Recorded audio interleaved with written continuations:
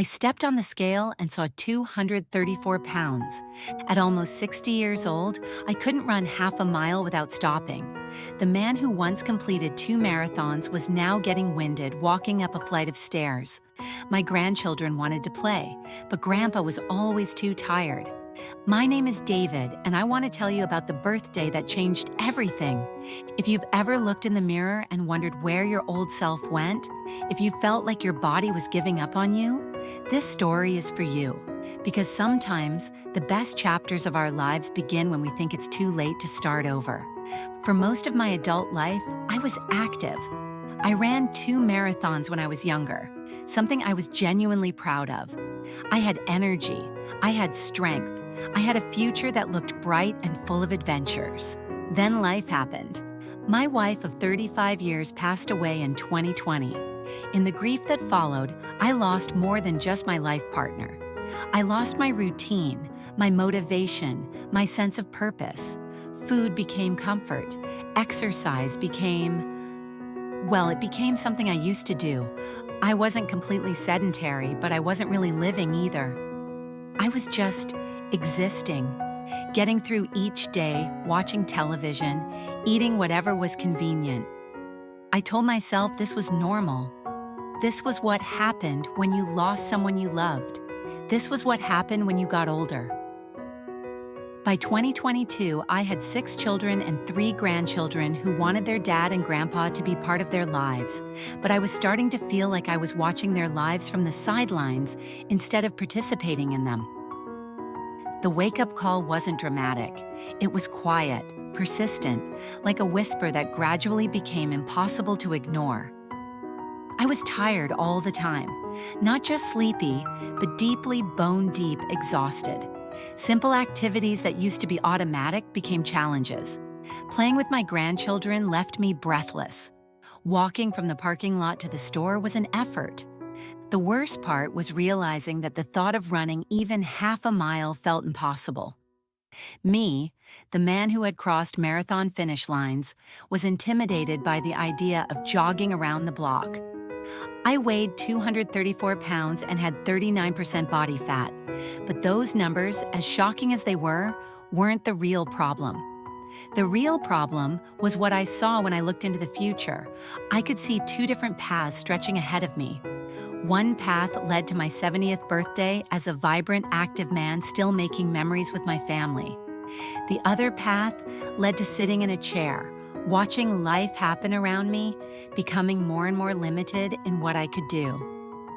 Standing there at almost 60 years old, I realized I was at a crossroads, and for the first time in years, I had a choice to make. The decision came to me one August morning as I watched my grandson's face fall when I told him I was too tired to kick the soccer ball with him. I saw disappointment there, but also something worse, acceptance. He was getting used to Grandpa being tired.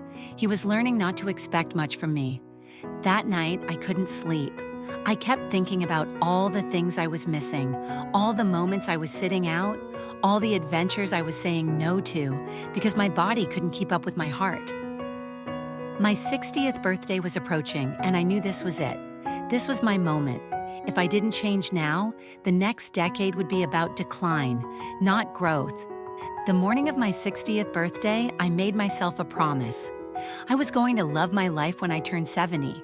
Not tolerate it, not survive it, love it. My first goal was simple: run 1 full mile without stopping. I started by committing to do something active every single day. Some days it was weightlifting at the gym. Other days it was attempting to run, though those early attempts were more walking than running. Sometimes I'd swim or bike. The activity itself mattered less than the commitment to show up for myself every day. But I knew I needed more than just daily movement. I needed a goal that would pull me forward when motivation failed. My daughter had been doing Disney runs, and suddenly I knew exactly what I wanted to do. I signed up for a Disney Challenge run, a 10K one day, followed by a half marathon the next day. The race was a year away, which gave me time to prepare, but it was real. I had paid money, it was on the calendar, I was committed.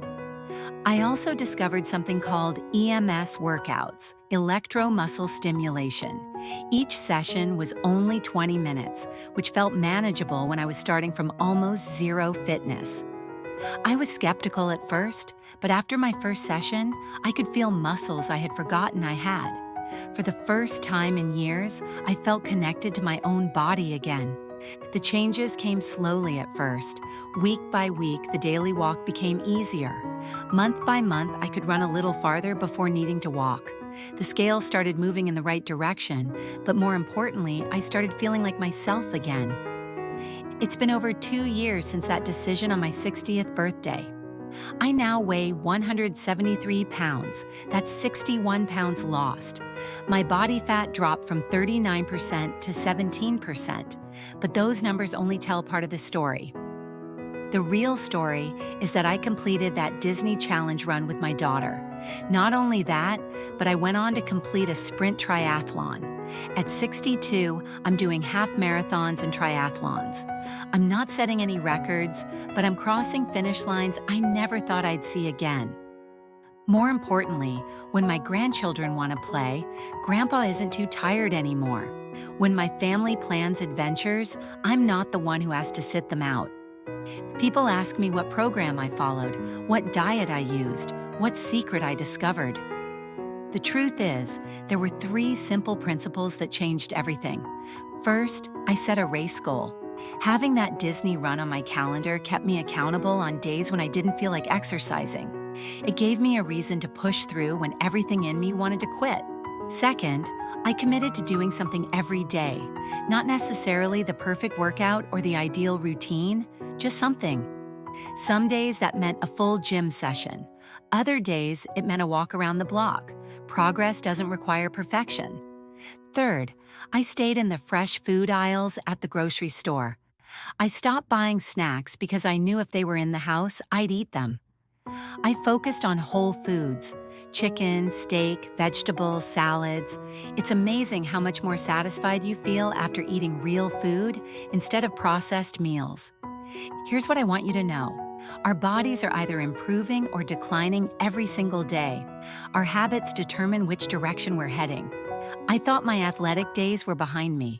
I thought the best I could hope for was managing my decline. I was wrong.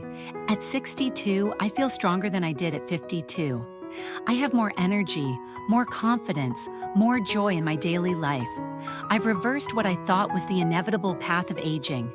Whether you're 50, 60, 70, or beyond, you have a choice. You can accept decline as inevitable, or you can decide that your next chapter is going to be your best chapter. Your 60th birthday doesn't have to be about looking back. It can be about looking forward to the best version of yourself, still waiting to be discovered. Thank you for listening to my story. Whatever age you are right now, remember, it's never too late to take back your health and fall in love with your life again.